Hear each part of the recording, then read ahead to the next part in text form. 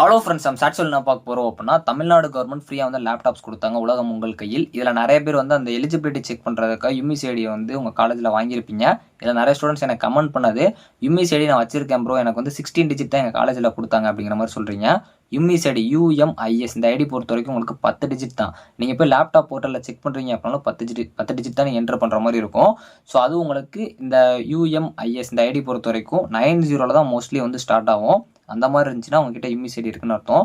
So எனக்கு வந்து 16 digit கொடுத்துருக்காங்க அப்படின்னா, நீங்கள் வச்சிருக்க வந்து யுமிசிஐடியாக இருக்காது, எம்இசிஐடியாக இருக்கும். உங்கள் ஸ்கூலில் வந்து நீங்கள் வாங்கியிருப்பீங்களா அந்த டிஜிட் தான் 16 டிஜிட் வந்து இருக்கும். ஸோ அது போக 3 ஆரம்பிச்சிச்சுனாலே அது எம்இசிஐடியாக தான் இருக்கும். அதனால் அதை வச்சு உங்களால் செக் பண்ண முடியாது.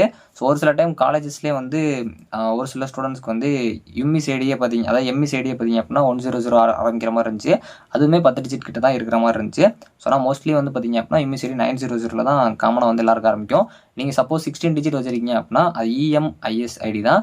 யுமிசிஐடியை வச்சு தான் உங்களால் லேப்டாப் எலிஜிபிலிட்டி செக் பண்ண முடியும். ஸோ அதனால் 16 டிஜிட் இருக்குது அப்படின்னா கண்டிப்பாக அது யுமிசிஐடி கிடையாது. ஸோ அதனால் காலேஜில் நல்லா கேட்டு பாருங்கள். நிறைய பேர் கேட்ட டவுட்னால இது. தேங்க்ஸ் ஃபார் வாட்சிங்.